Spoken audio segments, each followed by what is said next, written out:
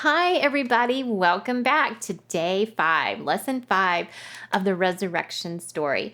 We just have one more lesson after this, and boy, it's going to be amazing. So let's jump right in and look at Benjamin's story and see what happens next. Benjamin, called Eli the next morning, come hear the news. Benjamin stuck his head out the window and rubbed his sleepy eyes. They posted guards at Jesus' tomb, explained Eli. Some say that Jesus will return to life. Benjamin perked up. My grandfather told me that Jesus brought some people back from the dead. Maybe it will happen again, said Eli. But the soldiers say they're making sure people don't steal the body. Quickly, Benjamin dressed and raced to the tomb. Could it be? Could Jesus have come back to life? Oh, how he hoped so. But the huge stone remained in place, and the guards blocked the tomb. With dark, scowling faces, they told him to leave at once. As Benjamin walked slowly down the hill, he noticed a bit of white cloth hanging from a small branch. He plucked it off and rubbed it between his fingers. His parents wove cloth like this for burials. Jesus is dead, he told himself as he continued towards home. That night, he sadly placed the cloth in his box. This would surely be the last thing to remember his friend by. He tried to pray, but no words came. He wondered if God was even listening. Have you ever wondered if God was listening to you, to your prayers? Yes, he's always listening because he loves you. He listens to everything that you say. So, Jesus has died, and they've got to get him off of the cross before the Sabbath comes. So Joseph of Arimathea was one of Jesus' secret followers, and he went to Pilate and he asked him for Jesus' body. He had an empty tomb, which was like a cave, and he asked him if he could have the body of Jesus, and Pilate said yes. So they carefully took his body down and wrapped him in a cloth and then put that inside of the tomb. And remember all the sins that were placed upon Jesus, all the horrible things, the thoughts, the deeds, every bad thing that had ever happened, all the sins were placed upon him. Well, all of those sins were also dead and buried with Jesus.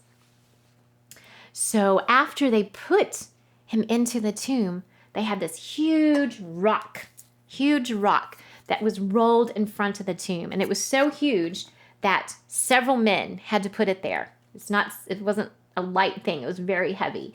And it would block the entrance to the tomb so that nobody could come in and steal anything that had been buried with a body. So that was very tradition. That's how they did it. And so that was placed in front of the tomb so that nobody could get in and nobody could get out. Well, the Jewish leaders, remember, they hated Jesus and they didn't understand that Jesus was God's son. They weren't afraid that he would rise from the dead and come back to life. No, they were afraid that his disciples would come and steal the body and then tell everyone, make up this big, elaborate lie that he had risen from the dead. So they also went to Pilate and they asked for Pilate to put guards, Roman soldiers, outside of the tomb. And so Pilate agreed to that. And he also put the Roman seal that was upon the rock. And everyone knew that if that seal got broken, and that meant the soldiers hadn't done their job, hadn't guarded the tomb, and so their life would be forfeited. They would be killed.